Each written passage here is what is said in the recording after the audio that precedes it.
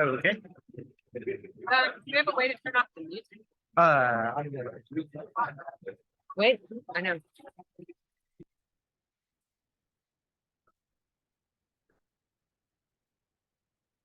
Hello? Hello? Hello? It's on? Okay, everybody. They're going to ignore me. Maybe, is this one louder? Hello? Is it working? Hello? Hello? Hello? We're going to get started with the community meeting. There is going to be some food. And if the students who have strategically placed themselves near the food don't eat it all, you might get a chance to have some. I think they're in the process of setting it up. So feel free to go get something at any point, especially if you're on the verge of hangry. Yeah, thanks everybody for being here. I think you know already, I'm Ellen Zagura. Christoph is supposed to be up here. Yes, you are. Co-emceeing this event.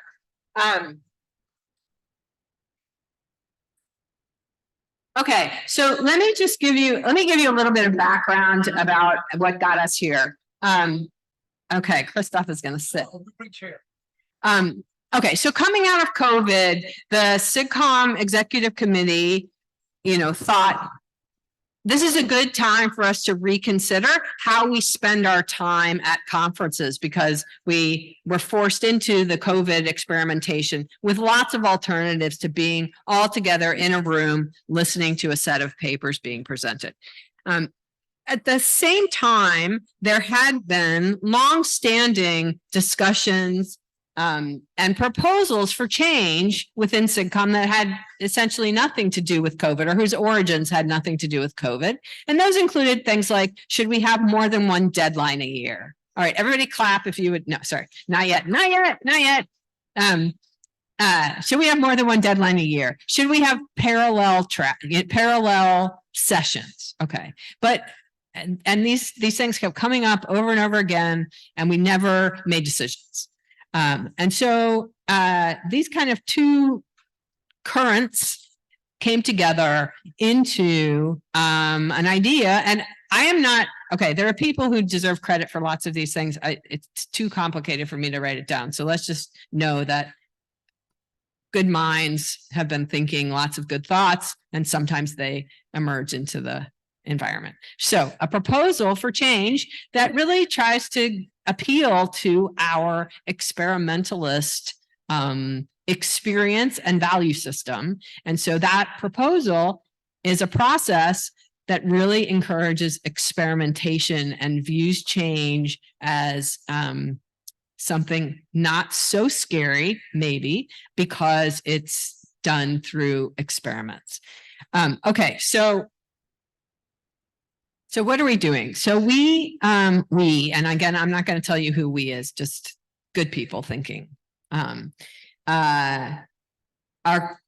created, and we hope that this is going to be a process that you all will engage in, the entire process, an open, semi-decentralized, ongoing process that has basically 5 parts to it.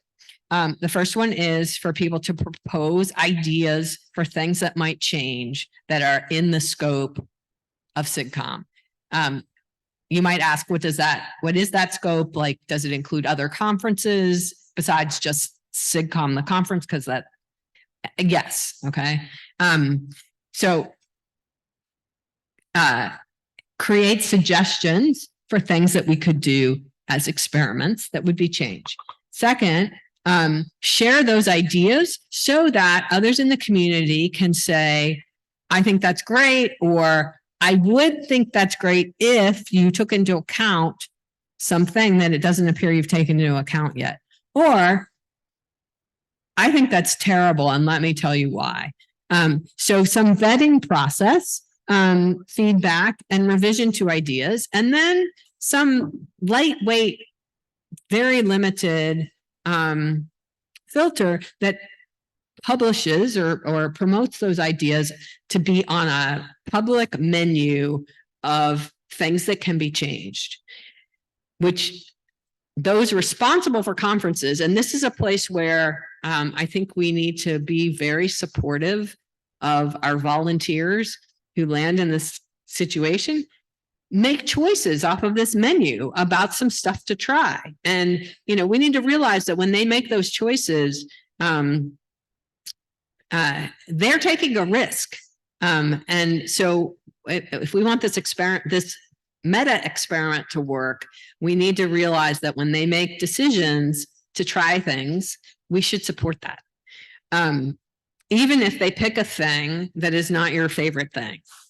Now, if it's a terrible idea, hopefully it actually won't even make it onto the menu, but, and then evaluate the success, right? So you have to close the experimental loop and ask yourself, we made a change, what was the effect? So that's the process, and it's ongoing. So there's actually nothing special about this meeting with respect to this process, because the process is ongoing. The thing that's special is it's the first time we had a community meeting to talk about it, but there's nothing that will happen here that has to happen here. So if you have an idea that doesn't get discussed, or you have a concern that doesn't come out, no problem. This is not the end of anything. It's a step in an ongoing process.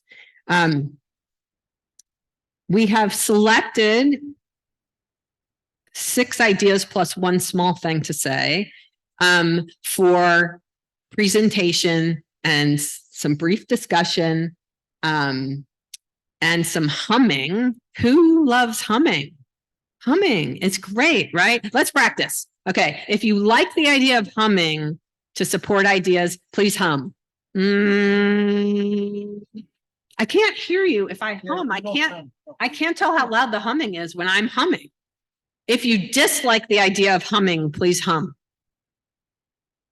Okay, that's like, I guess you can't hum to express disliking humming, because then you'd just be a complete hypocrite. So we looked at the dory, which amusingly I kept forgetting the name of it. Those of you who know Finding Nemo will find that slightly amusing. We looked at the dory. We looked at who had taken the time to thoughtfully create videos. John Crowcroft is on the beach. I'm not sure if thoughtfully is the exact right word for John Crowcroft's video. But people who had thoughtfully created videos. We also, and who's here that could come up and speak in person.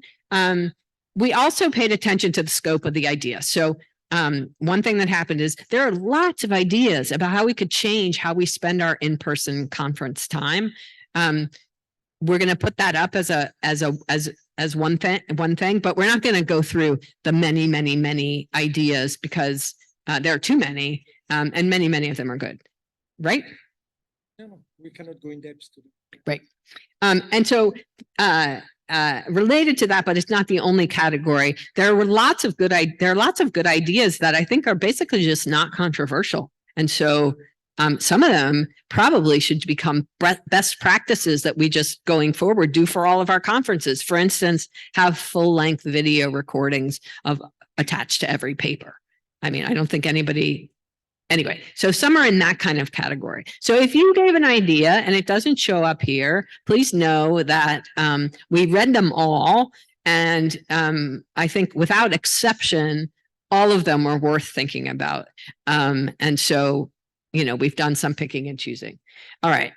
Let me say one more thing. Someone, a couple folks from the CARES committee wisely pointed out that when we think about this, of course, we are thinking about changes to the experience and the conference, but we are also talking about our community and what, you know, we want to change things to better support the community. And if we don't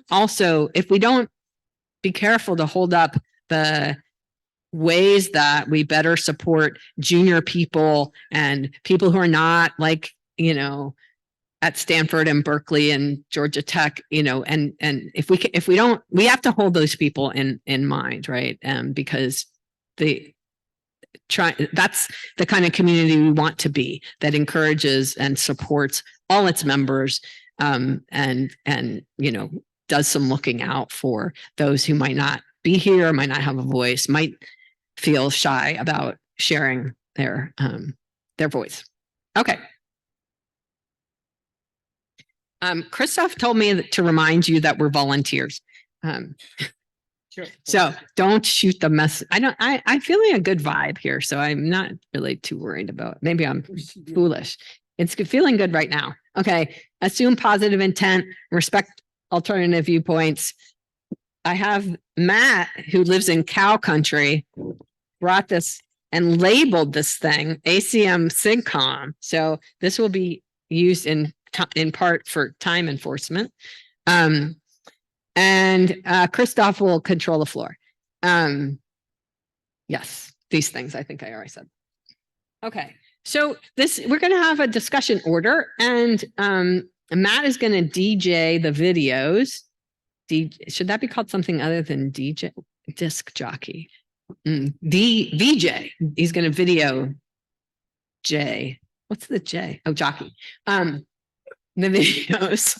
And then we're going to have a bit of questions, but it won't be a lot. It will be some. And then we're going to walk our way through these. We organize them in categories. So the number 1 has to do with the conference experience. 2 through 4 have to do with reviewing. 5 and 6 are related to logistics, but they have implications that are well beyond just logistics. And number 7 is just going to be, I'm going to channel Dave, and it's very brief. Okay, shall we give John Crowcroft the floor? You'll see about the beach. Oh, does anybody want to, well, Matt gets that up. Everybody feeling pretty good? Pretty good. Is the food there, you guys? No. We have a food sensor system back there.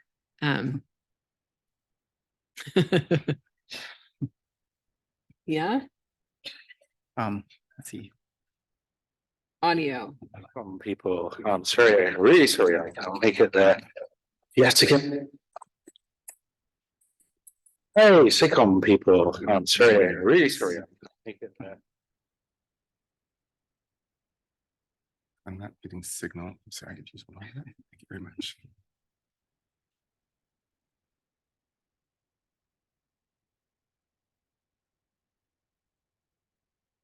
Is this one extended? Audio or video, pick one. Let's leave this. This is the key. I just want to make sure it's duplicated. I bring the time off. Yeah, wanted to say Oh no, about- you actually wanted to be. I'm sorry. No, not the one you wanted to. No. Scott. Yes.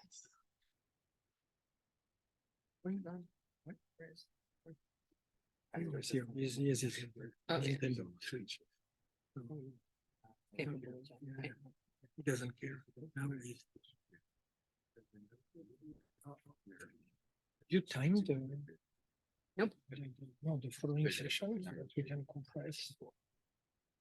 What phones? What are you talking about? Hey, SIGCOMM' people, I'm sorry, I'm really sorry, I can't make it there. Yet again, hey, SIGCOMM' people, I'm sorry, I'm really sorry, I can't make it there. Yet again, family vacation at this point in the year, and wanted to say about this proposal that I put in, which is a kind of extreme point of design space for the conference, which is to have no papers. So the idea is to completely separate out the process of publication of works of record into a journal in classical form, maybe with full submission cycles through the year and all the same including that sort of that's it there. Arts and hybrid, all the other things we've come to know and enjoy over the last year or two, and with discussion and design and thought and actual work going into new ideas. And of course, we would talk about the papers, but we don't need to have this formal process directly coupled. It's indirect. There will just be people say, oh, well, you know, these are the 3 papers we thought were really interesting for the area we're working, and we're going to go in a group over here and talk about those. That just will be very good in terms of making the ideal of the social value of the society of people, of scholars, and again, ranging from people, all kinds of range of background and experience, and then a complete separate record of the carefully curated work that comes out of all of that work that will be improved as a result of all of that. Which couple this unfortunate, perhaps unfair prestige paper from the extremely exciting process of being involved in being able to talk to people having all the same kind of work and ideas and background that you want to talk to in the same place and time as much as possible. Anyway, that's a basis. It may seem a bit of a crazy extreme, but that's what I do, and I hope people find that useful.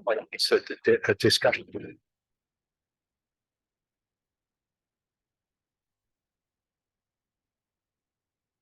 Like all the time. It looks like the food is here. Oh, and food is here. So, yeah, you guys self-organize into an orderly path, an orderly method of going back there. So, okay, so that proposal was. A nightmare. Oh my gosh. Oh, it's good. Eddie's going to provide something. So that proposal was conferences should not involve paper presentations. So let's get some, actually, go ahead. Yeah, no paper at all. That's what I Put your said. hand up if you'd like the mic. No patient, no selection either. No selection either. Okay. Conferences should be people getting together who have research interests in common and would like to talk to each other. And in a separate process, papers would be submitted and reviewed and show up in publication. But these 2 things, and there could be back and forth, but these 2 things would be separate. Go, Ethan. Ethan Katz-Bassett, Columbia.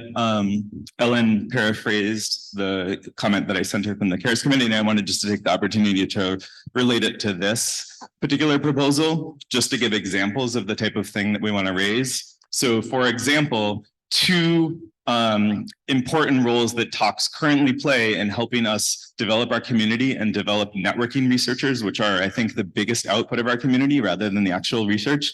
2 important roles there are getting new people in the community up in front of the audience so you can put a face on the people doing the work and helping them really advertise themselves. Another important role that having people in the room talking, watching a talk plays is that new people to the community can hear the questions that senior people are answering, giving them an avenue into the conversation that might be a lot harder for them if the conversation is people in the hallway self-organizing. Here, this is how we learn how to ask questions. This is how we learn who people are. And eventually that might lead to actually approaching them and being an active part of the conversation. Thanks, Ethan. Those are great points. Henning? Henning Schwartzoni, Columbia as well. So there seems to be, I don't know where John, I picked up the idea, there seems to be this whole movement towards what are called unconferences, which reminded me a little bit of that. And I do think that is an opportunity, and some of us appreciate, for example, the doctoral experience as kind of a model, even though this obviously predates doctoral by decades, presumably, where papers play a role, but a secondary role, as they're kinds of conversation starters. You're not defending a dissertation type thing. So I do see value in that. So I don't want to be negative about the idea. I do worry if I look at the program of SIGCOMM that increasingly, and this goes to the multi-track discussion and others, that the overlap we have to have speaking about a single community gets harder and harder.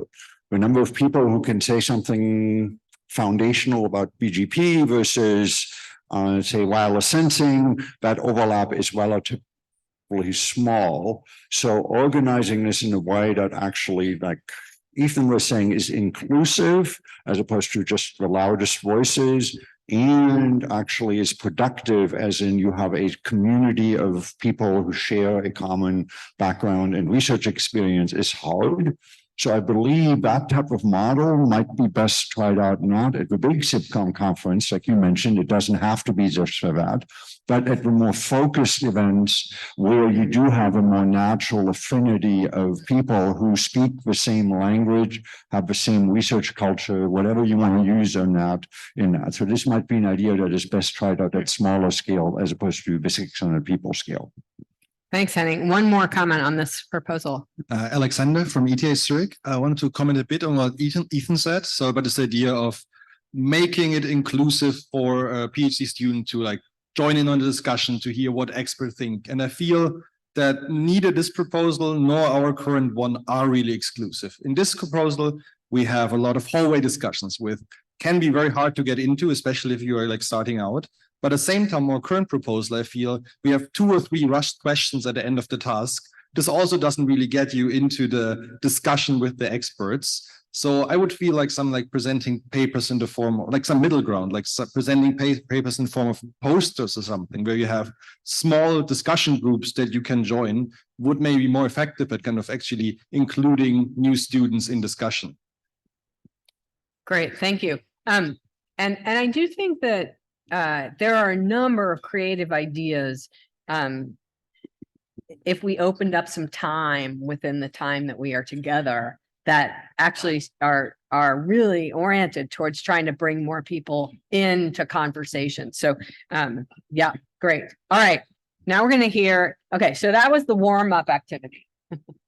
Now we're gonna get into the proposal for open reviewing. And if you don't know what open reviewing is, that's not surprising. It actually has multiple meanings. And Romain is going to explain the meaning that this proposal is suggesting. And then I think we probably will have some interesting comments, except first Matt has to engage the dude. Yeah. Is this windy presentation? It'll be less windy, but it will. Yes. About opening the review process by changing the proposal is conceptually simple. It's about opening the review process by changing that the reviews of all papers should be publicly available. So why? Well, because I think having the review process closed, meaning that only the authors have access to the reviews, has a number of issues. It's a lot of knowledge for the whole community. There's a lot of insight and reflection going on in those reviews, and it's a bit of a shame that nobody else gets to see them. It's a training opportunity for reviewers, so new content arrive and they don't necessarily know what the good review means, and that could be a little bit of gathering data. It's pretty easy.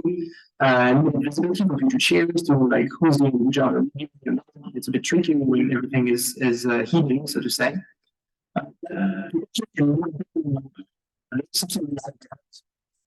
Of some reviewers that don't like too much doing shadow reviews or sometimes not exactly respectful enough. And similarly, entry for new authors in the community, because every community has their standards and what they value in papers. I think that totally makes sense.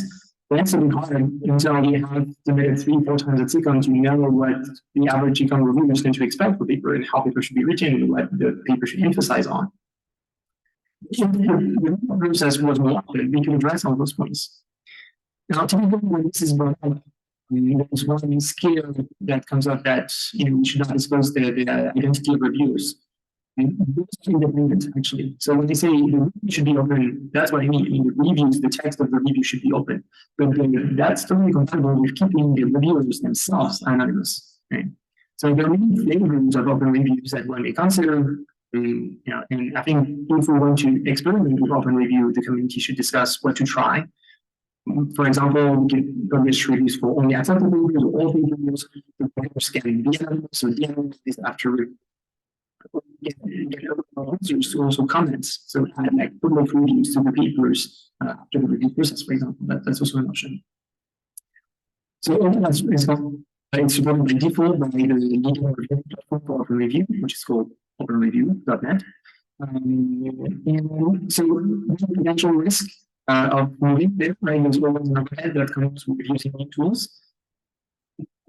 This is a stable tool, is to scale. I mean, it's the default in machine learning conferences that are much bigger scales than SIGCOMM'. So it works, right? But it has its quirks, and one needs to learn to use how to use it right.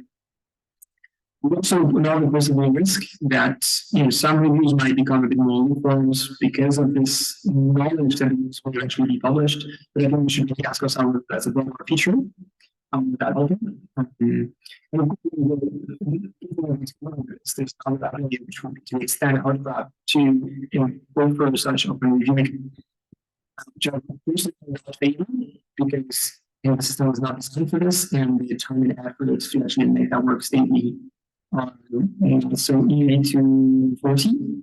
So I think it would be more real shots, maybe the one for the same gather experience.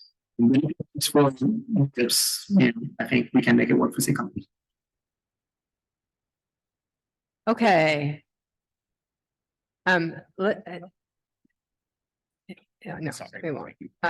So Danny Chen from Princeton University, joining Purdue University next year. So I just want to quickly point out that there's two options for open review for only accepted paper versus for all the papers. And for the second option, there's an issue with double blind. So I really like double blind for our community. It's a very good feature. Anecdotally, the ML community also have their own issue with double blinding, which is not effective at all. So if we're publishing all the papers, including rejected ones and their reviews, it will have a negative impact for double blind. I'm not saying that this is not a good option, just everyone should keep it in mind. Thank you. Sure. Yeah. So what he said was, if you include rejected papers, then that's a problem. And with particular concern about double blindness, but I actually think I think that there is a bigger point that including the reviews of rejected paper. I mean, rejected papers aren't ready to go out in the world. And so the reviews of them are definitely also, this is my opinion, not ready to go out into the world. Panda. Okay, so I think there's an assumption here that so the worst statement in a PC meeting is, I reviewed this paper in a previous conference and here are some changes and have they addressed it? I think reviewers are not always correct. I'm sorry, community, but we get shit wrong all the fucking time. It is no profanity. It is stupid to insist that we should put out reviews because if you put out reviews for just correct papers, it's going to affect other papers and people are going to take the wrong lessons at times. If you put out reviews for rejected papers, it's something that sticks with the paper. If a reviewer makes a mistake, the paper should be evaluated from fresh eyes. I think this is a weird thing. I don't know what this solves. If we took off the table sharing reviews for rejected papers, do you still have a point, which is why a paper was accepted? So if we accepted my paper because I don't know, for whatever reason, someone on the PC really liked it, or lots of people liked it, or they didn't understand a flaw, that's not a sign that you should accept the next paper that builds on the same idea but actually identifies a flaw. So I think like reviews are not archival materials. Reviews really are a reflection of the PC. You're appointing a PC to subjectively decide that this is a paper that the PC chooses to appear. PCs are selected for are a reflection of the communities. Okay, thanks. Ethan, quickly. Sure. So Ethan Katz-Bassett at Columbia. Somebody responded to this proposal online by pointing out that IMC tried it one year. I think maybe it was John Krokoff, but I couldn't find it when I went to look back for it. And I don't remember what year, maybe 2011. And I thought that it often wasn't very helpful at all to have the reviews as a reader of the paper, because there's a long gap between when a paper is reviewed and when it's actually published. And we have as a community, we revise our papers a lot in response to the reviews. And it's really hard to look at the review and understand, is this comment something that's valid or is it something that's been fully addressed? What I've found much more useful is the summaries, for example, that CCR publishes when someone, in that case, like presumably an editor, it could be a shepherd, talks about the PC's view on the paper and perhaps also about the revision process, maybe talks about what's changed, what limitations remain, and it's more of a summary rather than the raw review text, which is really meant to, in a lot of cases, to be messages to the authors on how to improve the paper. Thanks. Curtis. Yeah, Curtis Hammerl, University of Washington.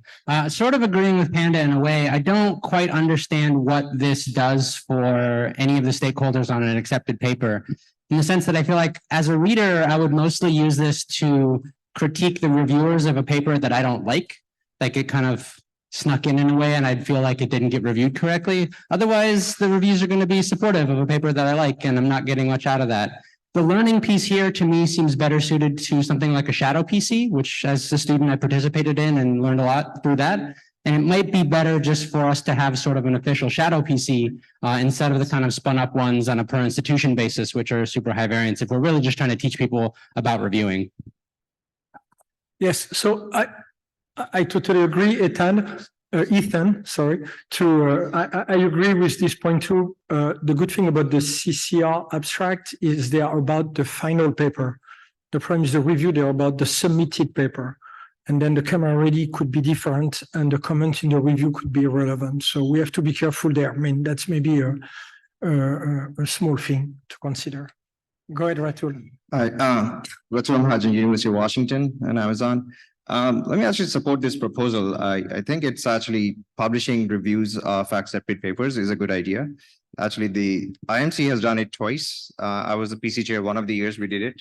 But before supporting the idea, let me put like one more negative that I heard when we ran this experiment, which was that reviews tend to be negative. And then when the student goes on the job market, their potential employers will look at those reviews and not understand the entire context. But anyway, but I think to Panda's point around like PCs being, human and human decisions go in there. I think that's all the more reason to actually publish reviews. I think PCs today are not accountable in any way. And I think open reviews and publishing reviews is one way for the PC to explain why this paper was accepted. Otherwise, it's very hard to actually decipher the decision. And the reviews is great evidence. I really don't see a reason why we don't. I think some of the discussions we're having around with by Ethan's point around like the reviews were for the submitted version. And I think during IMC time, I was also arguing, which I'll put as again on the table, which is that we publish submitted versions of accepted papers too. If the point is just binding, why not? So just let's publish the reviews, let's publish the submitted versions of the paper. And hopefully that also discourages authors from sending half-assed papers. Marwan. So I guess I'm a little confused because I'm still not sure what problem this is trying to solve. And if it's about making the review process more rigorous, like attach a name to a review and start a dialogue. I think the concern I would have about opening up reviews is it's a one-sided conversation. And there's no way to respond to the review in the public sphere. For example, when Panda makes this point about reviewers being wrong, I can't respond to that in the open sphere. So if what's wrong? Some open review systems allow that. I guess it comes back to what problem are we trying to solve? Not should we open reviews or not? And I think that's missing from this piece of the conversation. Dave. Dave Maltz from Microsoft. One question I've had that almost I've been asked for a hum from the community. As an author of a published paper, is it reasonable for me to make public the reviews for my own paper? I didn't write that review. It's sort of not mine. Is there? Someone will hopefully correct me if I'm wrong, but I believe there is. Okay, Nate is not going to wait till I'm wrong. He's just going to jump in and say what's right. Go, Nate.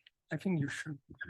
Well, this is unclear. SIGPlan, another SIG I'm part of, explicitly allows authors to publish their reviews.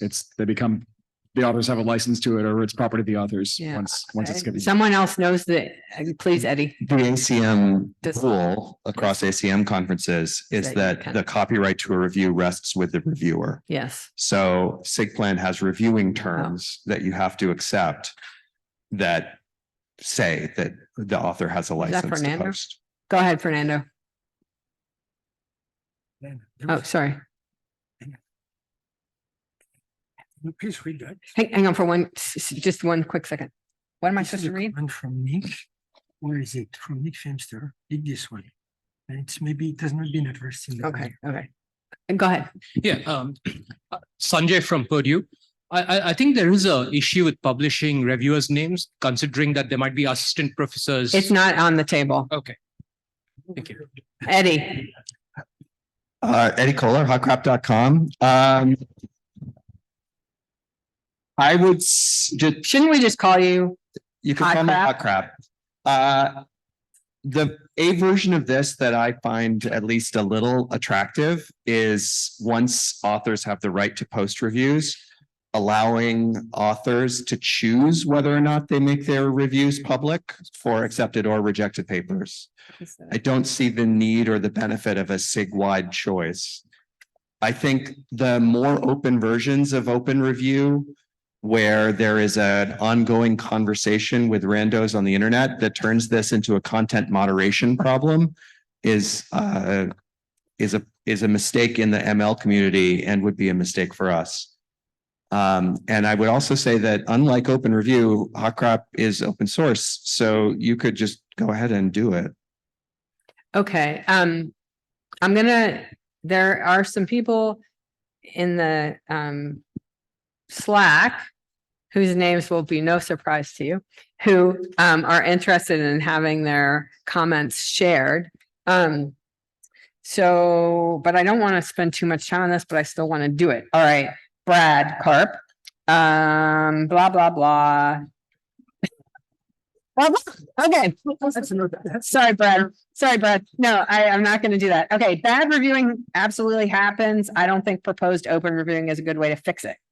If a reviewer does a bad job, the whole PC sees the review attributed to them. I hardly think the reviewer will be more positive or constructive if the whole community sees their review when it's anonymous. Okay, so questioning the value of this in fixing the bad reviewing problem. Main effect would seem to be to reduce frankness, neuter fair critique, and blah, blah. Okay. I tell reviewers okay, so what he's saying is when I'm a PC member and PC chair, I tell reviewers when I believe they've adopted an inappropriate tone or not been open-minded, and suggest that we should use that as a method for improving rather than public reviewing. Okay. And Nick Feemster is saying the community has not tried open reviewing in the form that's being proposed. IMC did public reviews post accept. I think the purpose of open reviewing is being a bit misunderstood, blah, blah. It's a process change. Okay, I'm not. So Nick is saying that we're misunderstanding something about it, but I can't tell exactly what it is we're misunderstanding. He says it's not meant as a pedagogical tool, but of course we're having that discussion because it's up there on the slide that it has value as a pedagogic tool. So, all right, Fabian, I'm going to give you, do you want to say something? No, I had a feeling that Nick was proposing something more interactive where authors could react to read the reviews and react to the reviews, some kind of integrated reviewing rebuttal. That's what I understood, but that is different again, from what's up here. Yeah. It's different from, okay, Fabian, do you want to have the last? Yeah, Fabian Bustamante, Northwestern. I think my one is actually on the real point of the conversation here. I don't think the open review is the answer, but it's clearly pointing to some need in the line of the lack of accountability or visibility of the reviewing process. The value that I saw of what the IMC effort was that reviewers felt there was somebody looking over their shoulders. And I think that, as with coding and with writing, people do a much better job that way. If there's a feeling that somebody is looking over what you're doing. Right now, it's like you just do your stuff and nobody checks. Nick and I implemented RTF for IMC, and I think that was effective that time. I'm not sure again. In the version that we ran it was. And I think it was because the RTF was involved in checking the reviewers. So the RTF is the review task force, right? That's correct. So this is a group that is charged with paying attention to the quality of the reviews, if I understand correctly. Okay, so I knew this would, figured this would be, there'd be a lot of discussion on this topic. So I think that was a number of very good comments. All right. Oh, yeah, we can. All right. If you, let's see, if you are sort of open to the idea that there might be some value to open reviewing, that was a pretty, then please hum. If you are closed to the idea that open reviewing has some value, please hum. That was kind of 50. Okay, thank you. That was useful information. Okay, Panda.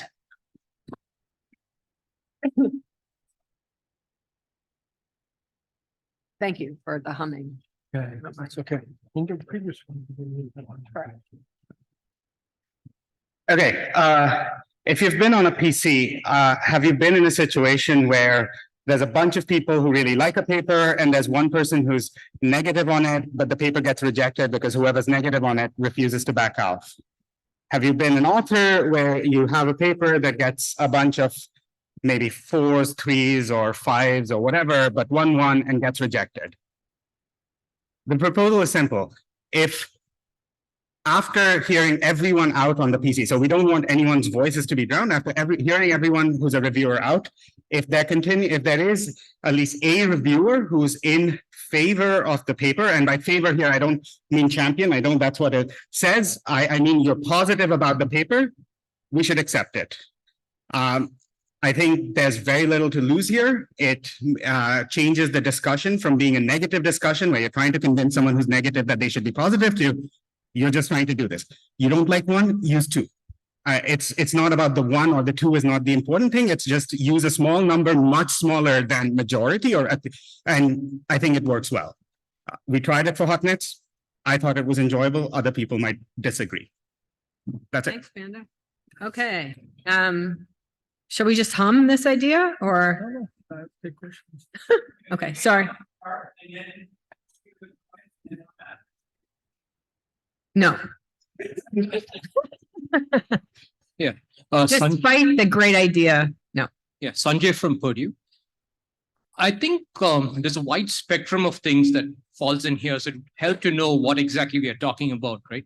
If there are 4 people, there are papers that get rejected today with 4 in support, 1 against. We should definitely have a discussion of those. But the way it's presented here, it sounds like 2 could be for and 3 or 4 against. And are we accepting those? That I'm not asking. Yes.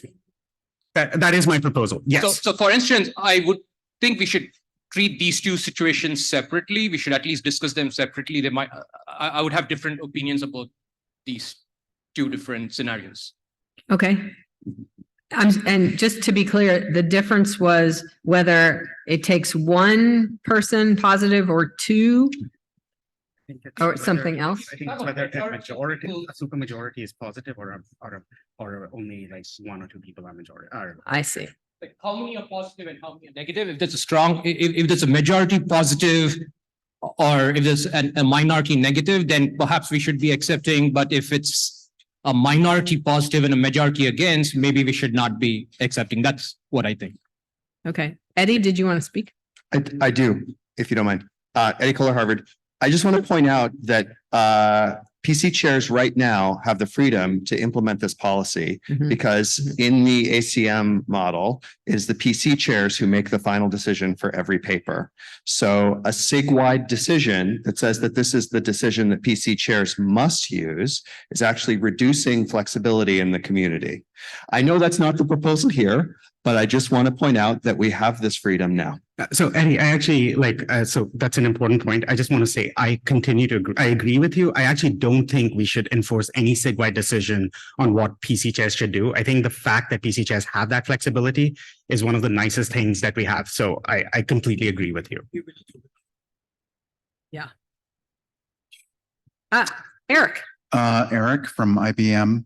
I just have a clarifying question. Is the sort of the contrapositive? Yeah. If a paper has all threes and no one's excited about it, but nobody is not excited about it, does that mean it doesn't get in?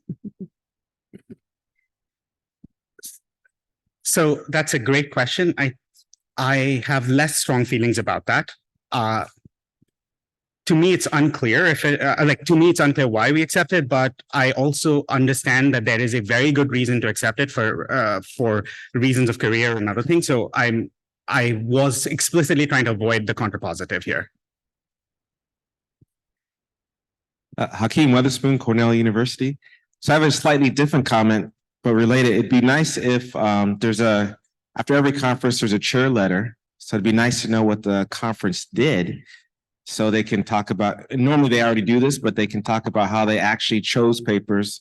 And then we can learn from that, you know, each year and then apply the best one. Great. Okay. Yeah.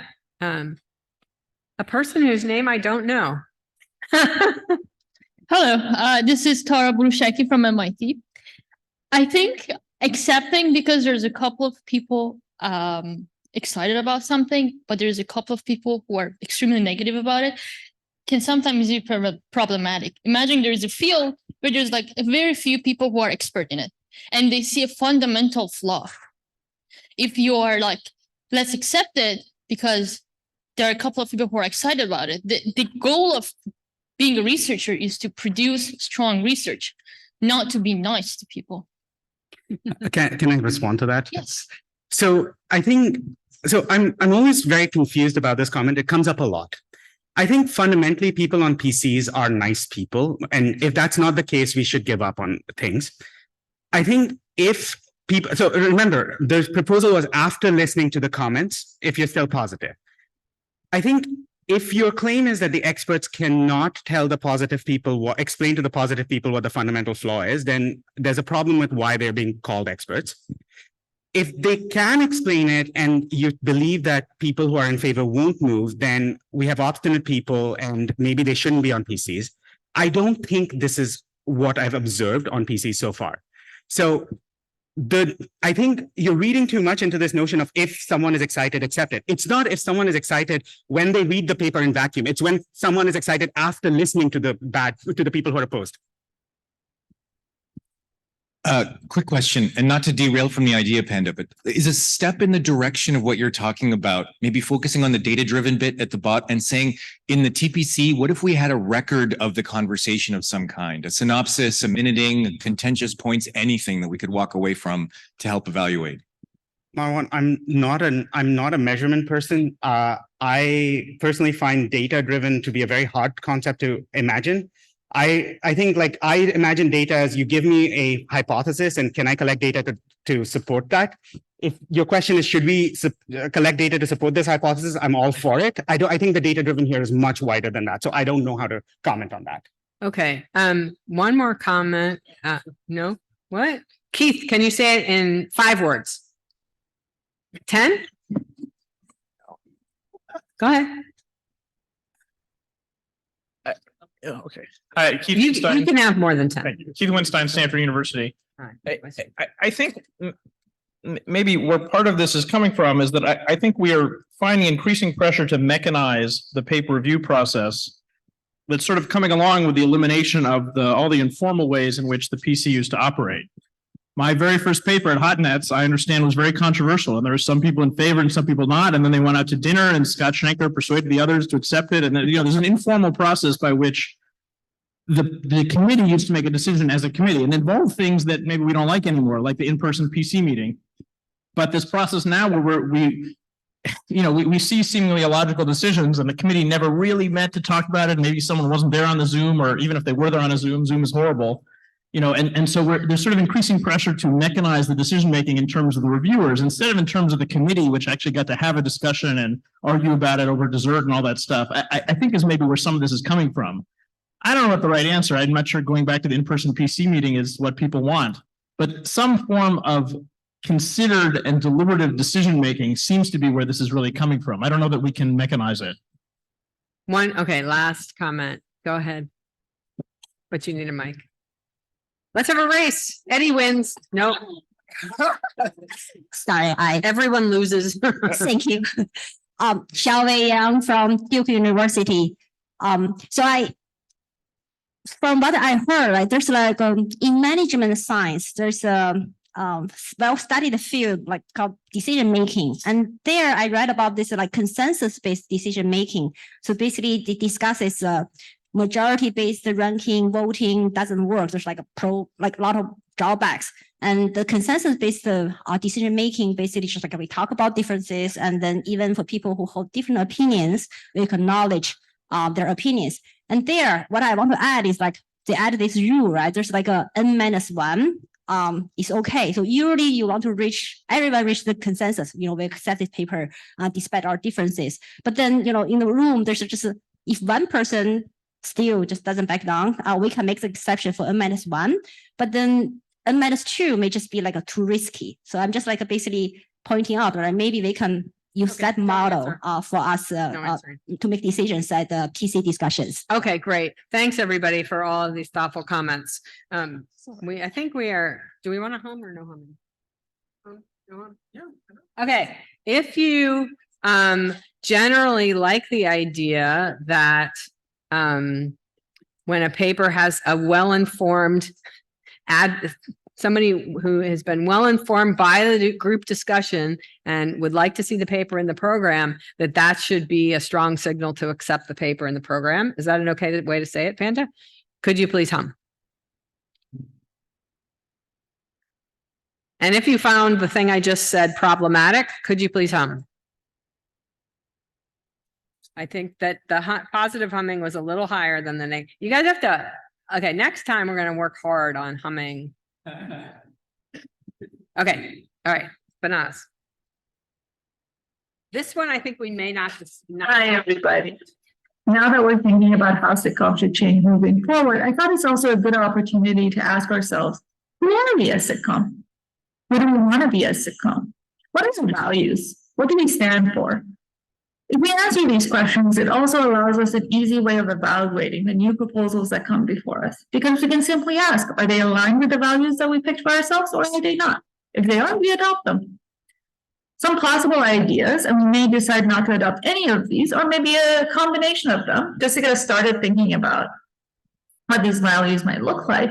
We might be wanting to be a place where we promote excellence in engineering, or maybe we want to be a place where we advance the state of science and networking. Or maybe both. We should pick a set of values that are inclusive of all of the people in our community so that nobody is left behind. And if we pick this and concretely lay it out, it also tells other communities what we stand for when we come to SIGCOMM. Thank you for listening to my idea, and I hope to see many of you in person in NSCI. Bye. All right, she snuck in an advertisement for NSDI. One or two comments here. Larry Peterson, are you in the room? Larry? Nope. Okay. That sounds hard. Eddie? Values are hard to agree on. And again, I think you can get values in a PC, but maybe not in a SIG.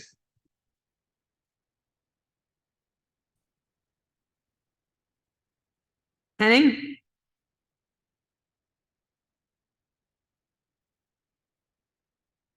Oh, please. Hi, Manav, Columbia here. So I guess maybe it's my reading comprehension or something, but what would we mean by values? What do we mean, like values as researchers, values as humans? What was that wasn't clear to me, so I'm not really sure what to make of the proposal. I guess I'll take floor prerogative to say that I initially thought that she was going in a direction which was sort of which was a bit more meta, right? A bit above the idea of do we value theoretical work, right, or do we value systems work? I thought that she was going down the path of that might be something like, when we evaluate a proposal for change, we should absolutely ask ourselves whether it disadvantages the people who are, have the least voice in our community.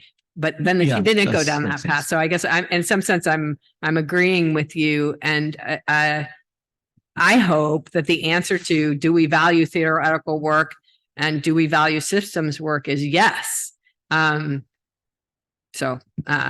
Marwan? Oh, Henning. Henning from Columbia. Yeah, one thing I did try to take something away from it that I think might be worth preserving, and this goes to your discussion as to the kind of the meta discussion, is I often hear for proposals for change or why we do things that there are two, and Ethan mentioned this a little bit in one of his earlier remarks, that we often have conflicting, or at least not necessarily congruent objectives, such as evaluating people for their future career type of thing. As in, if you get published in conference X, that should count towards your tenure case, your PhD dissertation, all that, versus bringing people into the community. I think Ethan mentioned that the good engineering kind of being kind of the observer of the internet that tracks how it evolves and is a neutral, as a non-commercially biased, one would hope, observer of that. And the type of papers and the kind of mechanism in particular that one chooses may well be different. So I do think it is helpful to state that on occasion, not necessarily within SIGCOMM', the big conference, but that there are different venues that might emphasize these things differently. So for example, there might be a venue that focuses on artifact or infrastructure evaluation, and maybe doesn't care so much that maybe that's not the kind of thing that is as attractive to junior people because it's more for experience. Like we had a doctoral seminar along those lines that made that decision to some extent. So I think that's a more explicitly stating what you're trying to optimize for, recognizing that this is often multifaceted, is maybe not harmful. Nick McEwen. Oh, Marwan is first. Marwan, and then mind either way. So, and then Nick. I think maybe it feels like the audience is having a hard time understanding like what is a value, hard to agree on, and so on. So here's a concrete sample point, anecdotal, albeit. And I'll use my own with great people. The tampering work that appeared earlier today was submitted 2 years ago, I believe it was, and it was kicked back. And it's a very different piece of work that appeared today than was submitted 2 years ago. And when I was telling the story to a couple of colleagues, one of them blurted out, because I said it's a better version today. And the response was, did it need to be? Was it was clearly good enough then, judging by the reviews that I'd shared. And the question was, there was so much additional work to get it to this stage, but did it need to be that much more or that much better? Maybe that's the kind of value that we talk. So not science is rigorous, none of those, but how much resource is devoted to a problem before it becomes meaningful? Nick? So can I just start by asking a question of you on the stage, because it would be a clarification for me and maybe for others. Okay. I think there's an assumption behind here that you may have said earlier and I may have missed, that the PC chairs, the TPC chairs, essentially have the autonomy to decide how the conference will be, the program will be put together, who the members are, how they will make decisions, etc. Am I right? And that, right? And that's the intention. So Tom Anderson and I were PC chairs in, I think it was about 2005, and we tried out lots of ideas. We actually never thought to even ask the people who were the equivalent on the stage whether we could do that. We just went ahead and did it. We had a version of public reviewing, turned out not to work out very well. I don't want to read too much into that. We tried various other things. We felt as though we had that autonomy to do it. We all saw the program that Dave and Eddie put together, and you can see something of their values from the program that they put together. They obviously believed in having a much larger program. Strength to them for trying out some bold ideas, right? And probably some of those will carry forward and some of those will get tuned. What I find myself sitting here when I'm looking at these and the discussion of values, what essentially we're doing is trying to restate and re-up the autonomy and the decision-making that the TPC chairs have. I think to state that loudly and boldly and to pick people who have values who we think will be experimental, great. They'll try things, great. Some will work, some won't. And they have values that we broadly like, right? That will actually, I think that's kind of all that we need to do. And that really here, we're just proposing a list. And that list is something that they can review. And if they choose to take some of them, they can. And if they have their own ideas, they can do that too. I think autonomy to the TCP chairs is the best value that we can have, because then we'll get the most experimentation. I'm kind of curious what other people think. So I think, are you humming? So the structure of this is absolutely that a menu gets created and the PC chairs can choose from that menu, or in fact, they have the autonomy to do things even outside the menu. And so to your point, I think yes is the answer. Autonomy to PC chairs, but you know, a PC chair may have some of their own ideas, but they also may want to pay attention to things that the community is asking for, because, you know, that's happens one conference at a time. Yes. Suman Keist. I think when we talk about values, we have to realize that the conferences put physical limit to the number of papers we present. So every year we'll have, say, 50 papers, no matter who the PC chairs are, the PC committee. And it's so artificial. Sometimes we'll have wonderful work worthy of publication, more than 100 papers a year. The next year we might have 30. But as of today's format, we limit ourselves to an artificial limit that does not reflect the quality of the work that the whole community has been doing for the year, etc. So we have to think about public publishing, just like the other science fields, the journal, like you publish when it's ready, but how to celebrate it. So in a way, I concur with John's conference experience, and I hope that we bring much of that value to the format. Thanks, Sue. Last comment on this topic, Fabian. Yeah, so I get this issue of letting Fabian Bustamante, Northwestern. I let the point about letting the program managers do whatever they do and we choose them right. There is, however, an issue of inertia. And you can see that because it's the same freaking format that we've been following for, 30 years. And it cannot be that we follow the same format when the community keeps, or we want it to grow. And so you see that in the shrinking, for instance, of the time that you have for presentations. Right? This is a clear signal that this model doesn't work, that we need to sit down and reconsider this. And I think as a community, we're going to do a much better job figuring out how to redo or remake SIGCOMM' than to let two poor guys, in the next PC chairs, just go figure it out and just tell us what to do. Okay.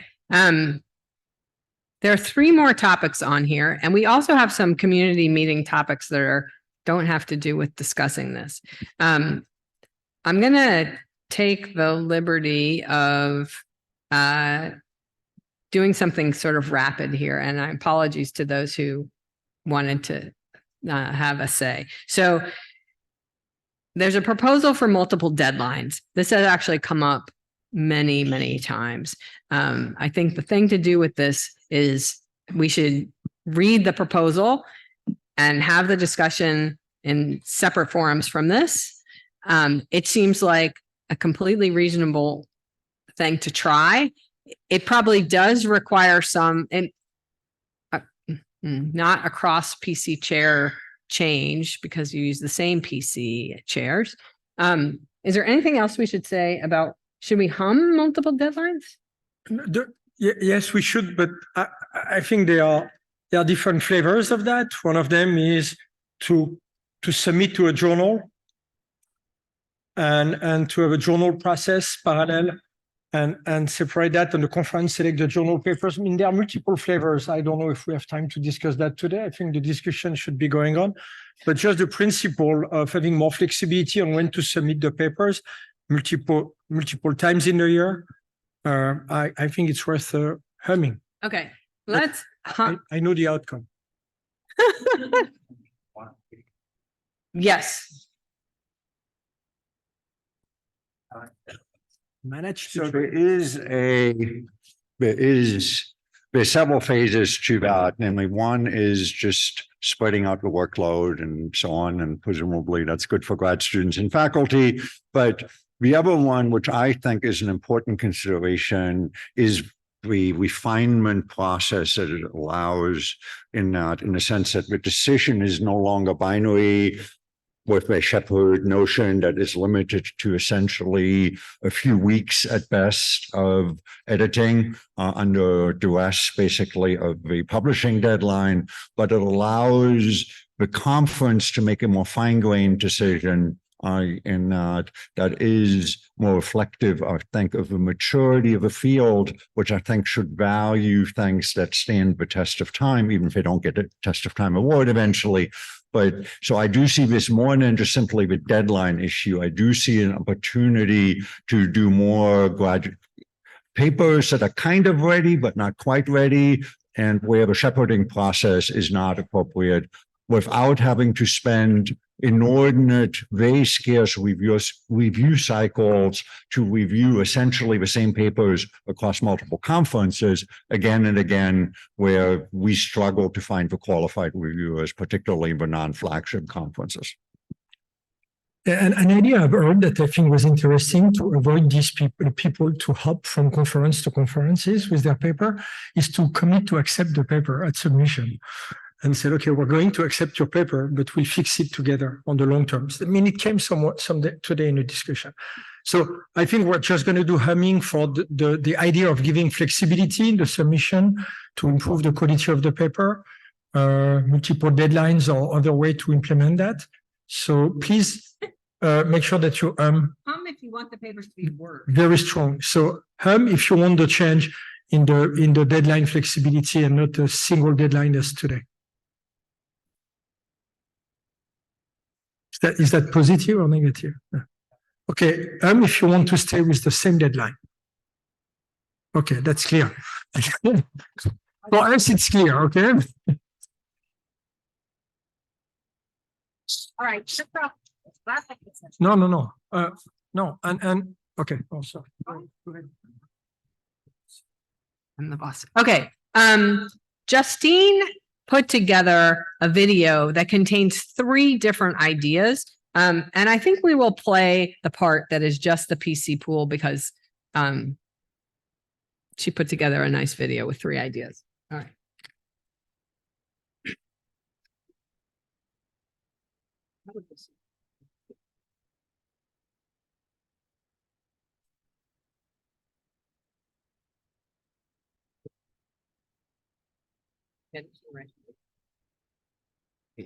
Hi, everyone. Let's see. Hi, everyone. Hi, everyone. This is Justine Sherry at Carnegie Mellon. I'm so sorry I'm not here at the conference to discuss these things with you, but I wanted to share 3 ideas that I submitted to the EC while we're going through this process of re-envisioning the shape of our future conferences. The first idea I proposed was that SIGCOMM should maintain a pool of reviewer candidates that can be shared with PC chairs as they select their program committees. Now, this database could be auto-populated with people who have published in our conferences before. Last year, when Marinho Barcelos and I co-chaired CONEX, we did something similar, crawling DBLP to pull names of people who had published at SIG-sponsored conferences in the past. If we had a full database like this that was well known, we could also allow people to self-nominate themselves based on, for example, relevant professional experience or participation in the IETF. With this database, we wouldn't only have a list of names, we could also have information about the potential reviewers, including things like their areas of expertise, whether they belong to an industry or academic institution, what country they're from, their gender identity, and anything else that we think is relevant to the formation of a PC. With this information, PC chairs can make sure that they get coverage of all of the topics that they want to be able to see presented at the conference, as well as get the kind of diversity that we want to see and representation on the PC. One last thing for this database is that I think it should also have a history of reviewer reputation over past program committees. HotCrap offers the feature to assign positive or negative scores to reviews, but this information isn't really used after the conference where the data is assigned. So PC chairs in future conferences can't look back and see that a particular reviewer has a history of writing problematic or inflammatory reviews, or that they have a history of turning in their reviews very, very late. And so I think that this information should also be carried with the data so that program chairs are able to make more informed decisions about who they're inviting to the program committees. Okay, comments on this reviewer pool idea? Eddie. Curtis. Yes, so Curtis Heimerl, University of Washington. It's called an AC at CSUW, which is a HDI conference that does something very similar. The idea being, instead of it being a PC member, there's a pool of reviewers that get pulled from, and then associate editors or ACs that sort of manage those. It is awesome. It is like amazing. You're able to like pick some reviewers. The reviewers come in, they opt into everything. You get a good base of people with a strong knowledge in specific areas. It is great. I think it would require a big shift because it really isn't just like bringing random people into the PC for a single paper. But I think that the depth of the reviews, people have engaged with CSUW. It's known as being a community that gives great reviews. I think that infrastructure is a big piece why. And so that's my strongest sort of support for some version of this. Loud humming from Curtis. Thank you. Theo. No, sorry, not Theo. Hakeem. Hakeem, I apologize. Hakeem You're far away. University.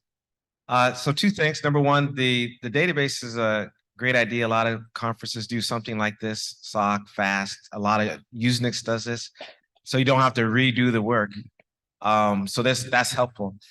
Where I think is problematic is the history on the performance.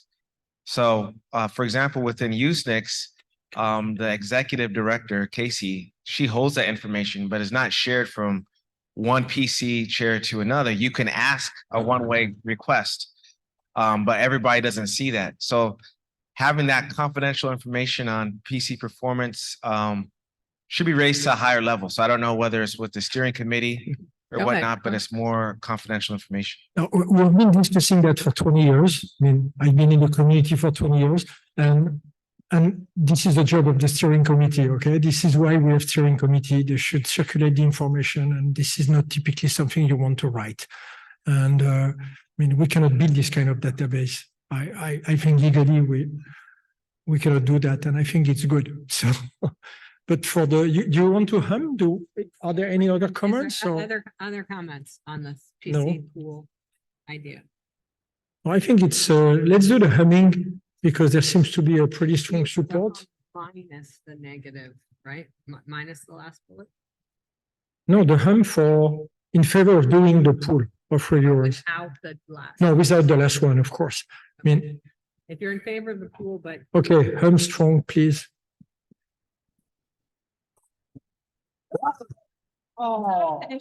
Renata Teixeira from Netflix. I kind of want to go back to the last point because I think like we are discussing how reviews are bad and you're going to keep yourself. Still. Yeah. So maybe having this database is a way to improve our reviews. Like if we know that whether you're doing good reviews, whether you're running them on time, if you're doing a good job, people are going to be able to see that's a stronger incentive to actually improving the reviews. Giving new feedback is fine. And by the way, EDAS is doing that based on the number of characters, but it's doing some form of that. So I think giving feedback to people, we can. Maintaining a list of people performance, we cannot. Why? You can discuss it over Yeah. dinner. Okay, so Ethan, yeah. Oh, no, Dave. Dave. Thanks.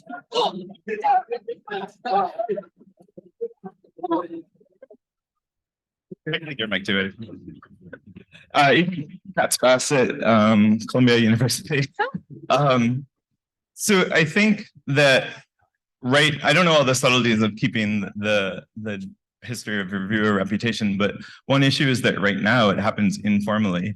And when it happens informally, it can be a lot worse. And so there's a real advantage to, if this is going to happen through whisper networks, to having some more formal way of handling it so that it's applied universally. Okay, let's hum without the last bullet item because it's complex. So if you are in favor of a PC candidate pool, please hum. And if you're opposed, okay, good signal. All right. So I think we're going to wrap up this session. Can you go to the, so the one last suggestion from Dave Levin was that data be collected to help us understand whether these experiments are successful. It's not help us understand the outcome of our experiments, and that outcome could be multifaceted. Okay. Next steps. So we have a Google form that asks for a relatively small number of things to submit an idea, but it's not just what's the idea. Okay. And you can see the SIGCOMM Slack to get access to that form. We are going to continue to use Dory to get a sense of support for ideas. We're going to stand up a menu of these ideas and encourage conference organizers at all levels to adopt them. And thanks for the discussion. It was actually, I enjoyed it. I hope you all enjoyed this discussion. I thought it was actually wonderfully constructive and thoughtful. So many thanks to those who submitted ideas, including, of course, the ones that we didn't get a chance to talk about up here. So, and we probably need some more communication channels for sharing these ideas and getting people's feedback, because I think not everyone, Slack is imperfect. So we'll have to work on that. Okay, everyone. Thank you very much. Yay. Are you considering? Okay, so we have a few more agenda items not related to that we wanted to kind of talk about next. And the next thing we're going to talk about is the finance and membership report led by Jia Wang from AT&T. Do the next, so because I need to be careful which one. This one. Okay.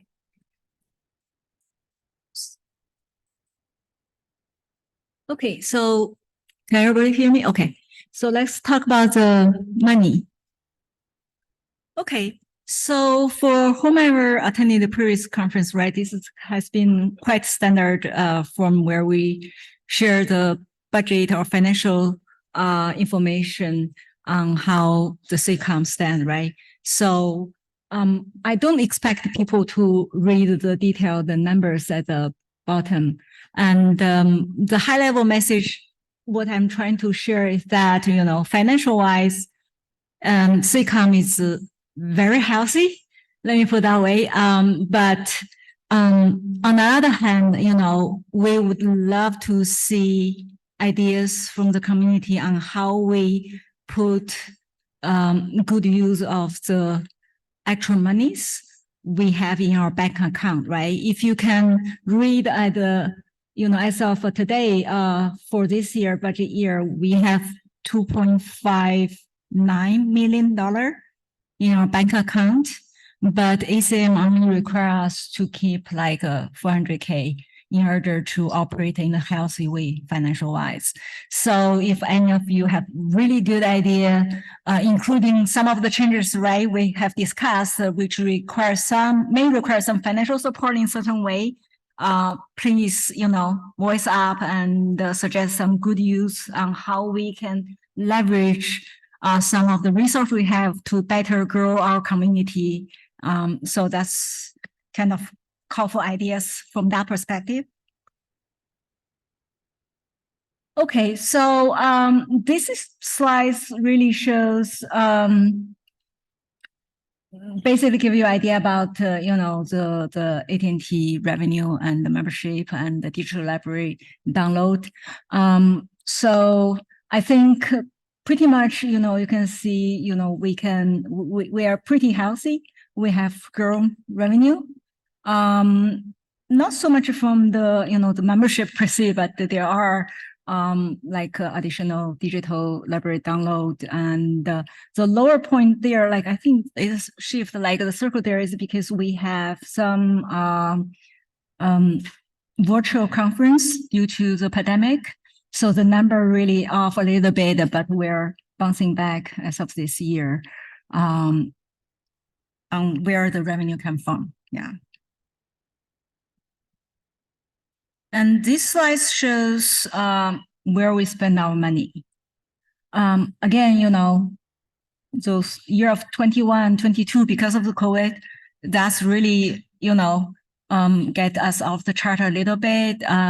Things became a normal. But if you look at this year, we basically, so generally, there's several big bucket on where we spend our money, right? There are certainly overhead that we have to pay to ACM.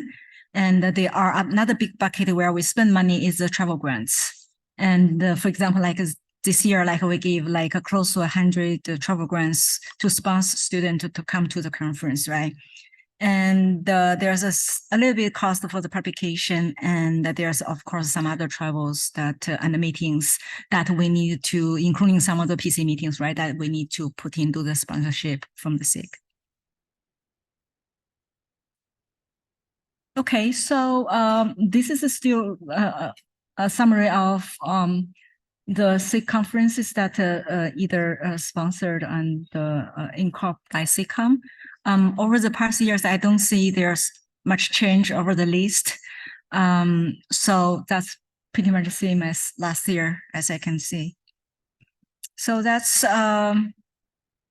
pretty much all I have for today to report back to the community. If any of you have any suggestion, any question, you're more than welcome to come to me, and either by email or in person. I'm more than happy to answer all the questions and take any of the suggestions you have on how we spend the money to grow our community. Thank you. Yeah, thank you. Are there any questions?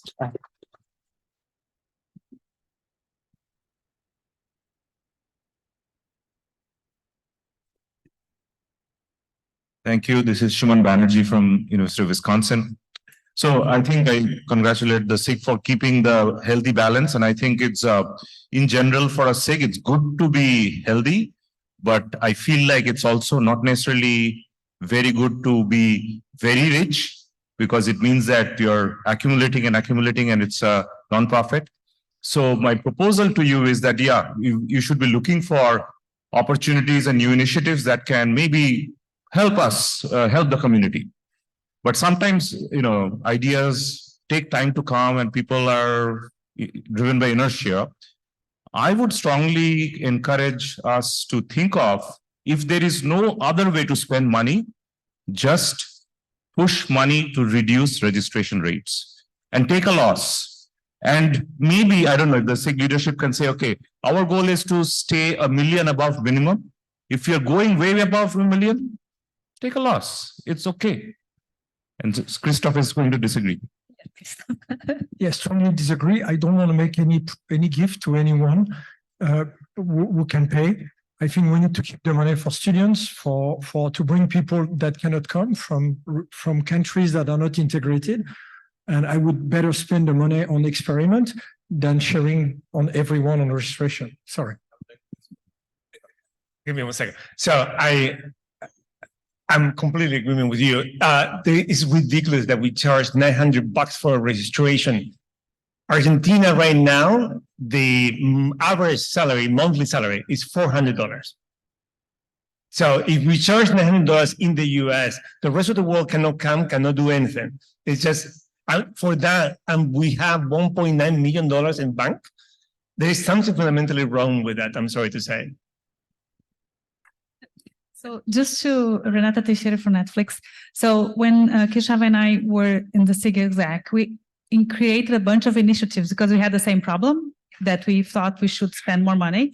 And if you go to the SIGCOMM grants page, there are lots of different types of grants of things that we are financing to improve diversity. Like I talked to all the Latin American researchers, going back to Fabian's point, and one thing that they asked was to have SIG money to pay people to go to their area to give keynotes and actually talk to the people there.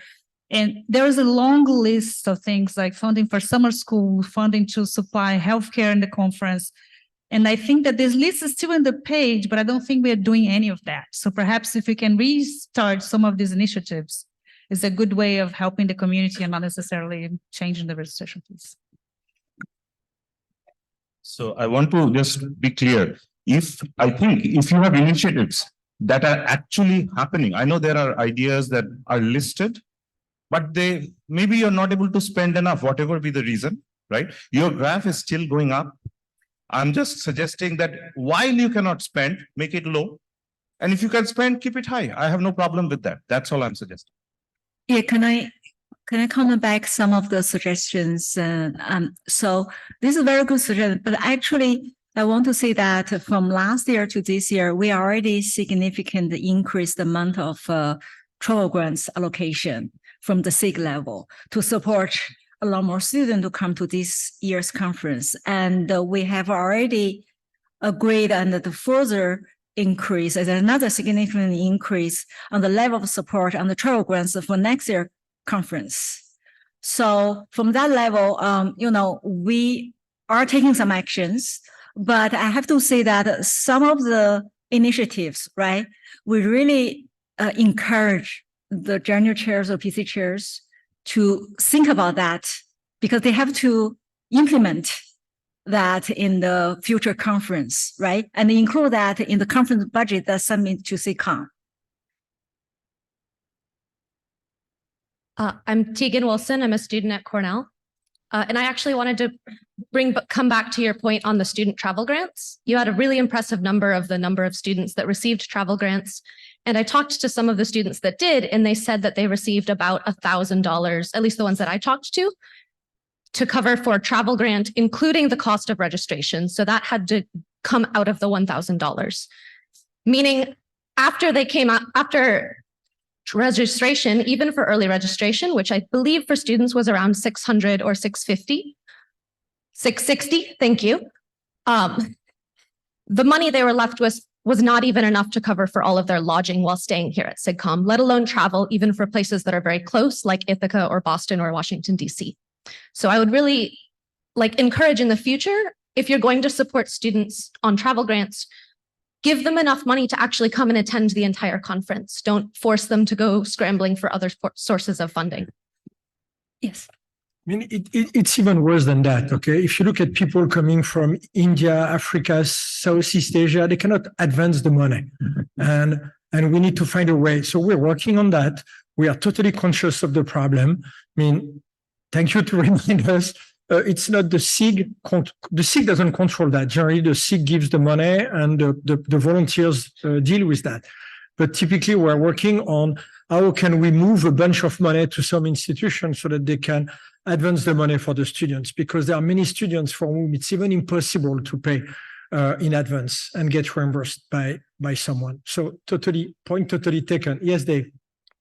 So just adding to that one. Oh, sorry, interference from somewhere.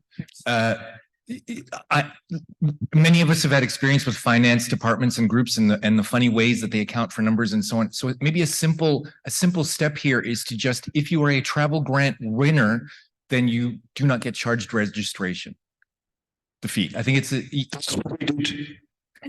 Yeah, I think this is what we did, where we give a code to the travel grants winner to waive their registration fee. Yeah, it did happen.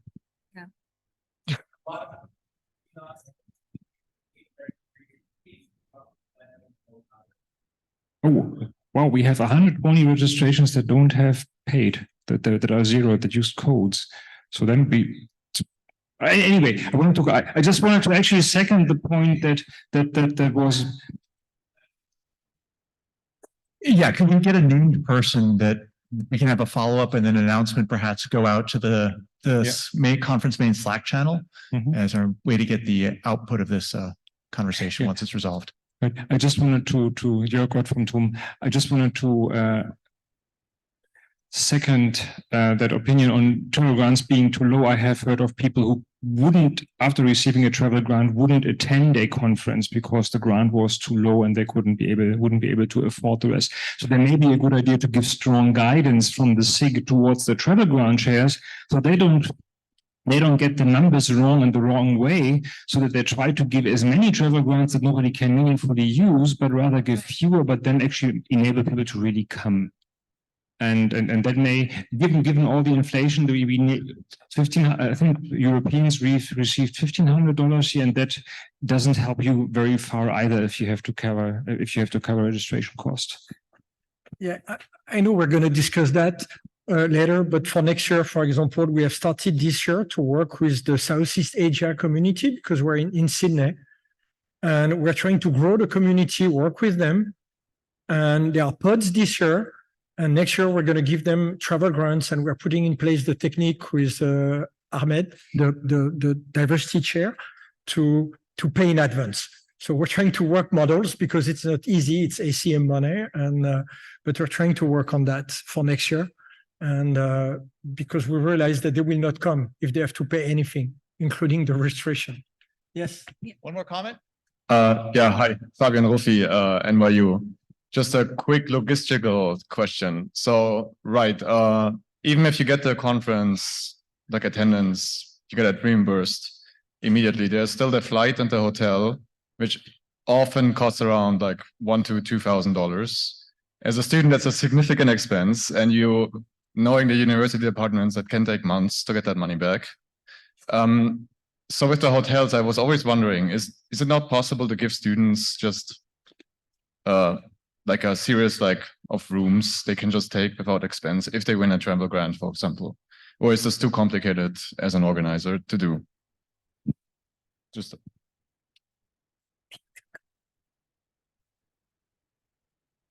there is nothing too complicated. We just have to put that in place. So, for example, for next year in Southeast Asia, we told Kanchana to pay an assistant to help her with the organization. So what you're asking means that we put in place the infrastructure at the SIG level. Okay, we have not done that yet. It has to be done. I totally agree. Okay, but at the same time, you don't want students to come in business class. Trust me. So you have to have someone control. And as someone said earlier, we're all volunteer.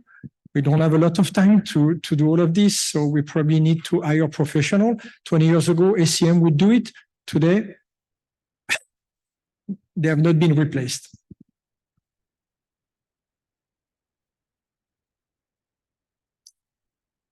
Okay. Yeah. Thank you for the questions. Thank you, Gia.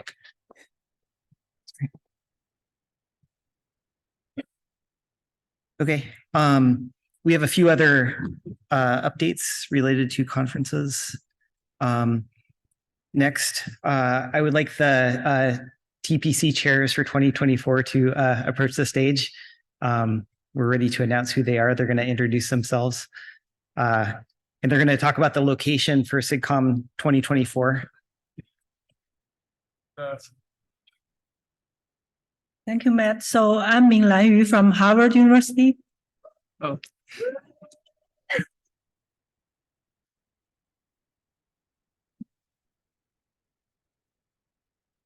I'm Vyas Shekhar from CMU, and you can hum now if you approve the PC chairs. So we're announcing that next year SIGCOMM will be Sydney, Australia. Yeah, and the general chairs are Aruna and Daryl. So they have all the hard work. So we get to do the fun part of picking the TPC. They get to deal with all the logistics of dealing with the event. So if you have ideas, feel free to reach out to us. I know there's a lot of good ideas here. Send us ideas. And we will continue to hear from you, get feedback. Cool. And thank you to the steering committee and the EC for trusting us. Thank you.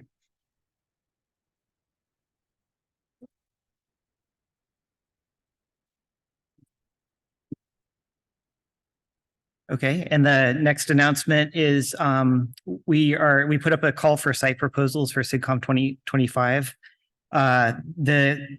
You guys may know this already or may not. The SIGCOMM follows a 3-year rotation between different geographic regions, and it's Europe's turn. So site proposals should be in Europe. If you're interested, please write a short 2-page preliminary proposal, and there's some instructions here on where to submit. We'll put that link in the Slack. And for full consideration, please submit your proposal by October 10th. So please give us your proposals. That would be very helpful. If there's no questions, I'll proceed to the next agenda item, which is Ahmed is going to, Elmo Kashfi, our diversity and inclusion chair, is going to give an update on some of the activities that have been going on. Good afternoon, everyone. Oh, I'm sorry. Yeah. We can take questions on 2024.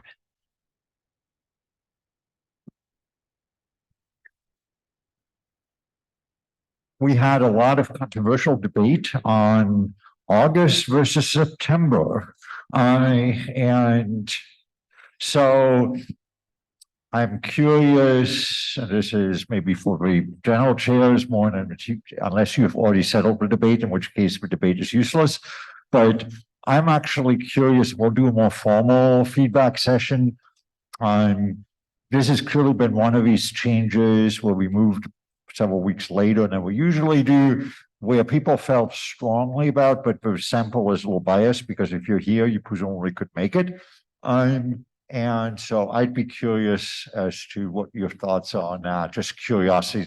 We're not going to move it back now. We're not going to time travel, but that might be of interest to future chairs as well, because this was indeed an experiment that we conducted in the spirit of the previous ones. We should gather the data in that. So just thinking, if you want to tell me about it, maybe VEC will ask about it too. Slack channel? Or respond in the Slack channel.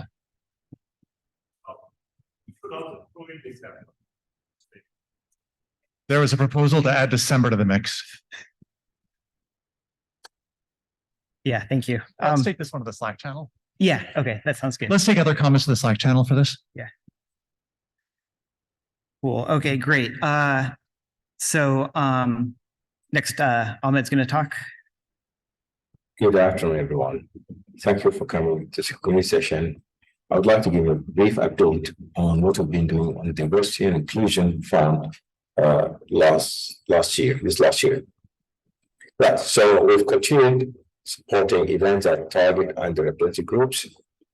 So more specifically, we supported 2 regional conferences in underrepresented regions.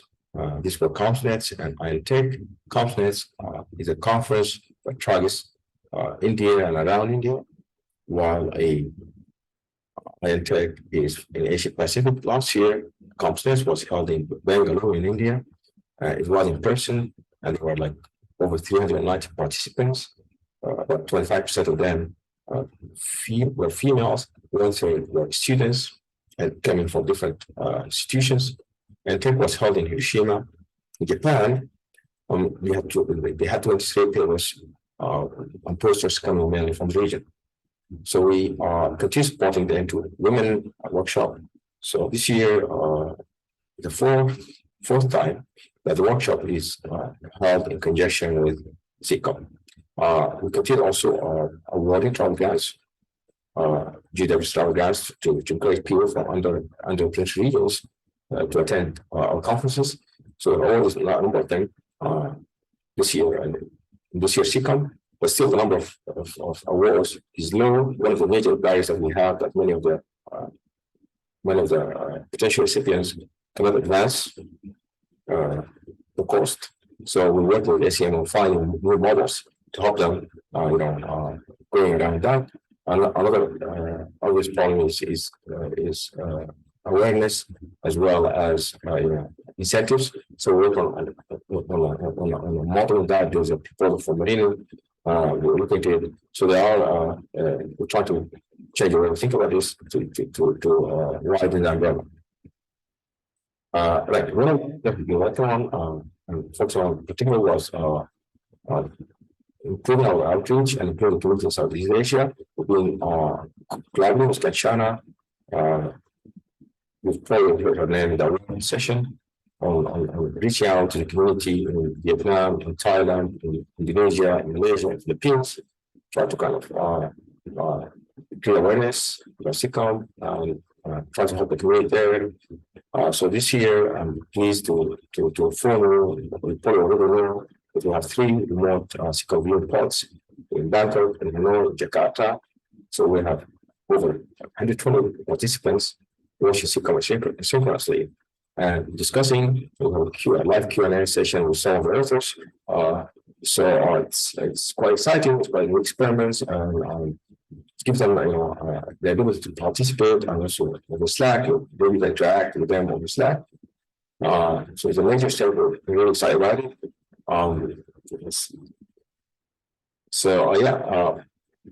We're helping them watching YouTube channel and one of the things we're going to do going forward is supporting ANTech. So this year, we're going to support ANTech, which is going to take place in Vietnam with 15,000 grants.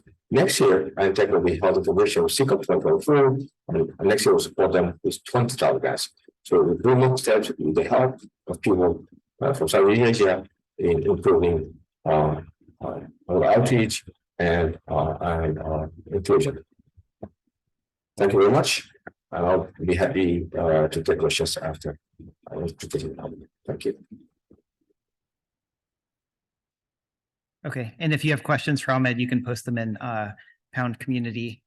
Let's see, and that kind of wraps it up. Are there any questions about anything we've talked about? If you would like to interact with the Southeast Asian pod attendants, you can go into the Slack channel and you can go to SIGCOMM'23-SE Asia. They'd love to interact with you and talk with you. Any questions? Okay, then I think we're done. There's food still at the back if you'd like to eat some food. The executive committee and I will kind of still be here and walk around. So if you'd like to interact with us one-on-one, please feel free to do that. But thank you very much for coming.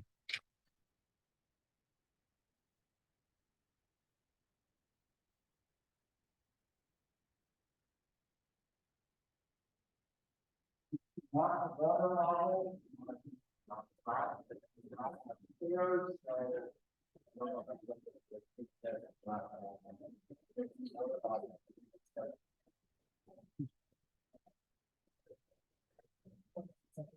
right.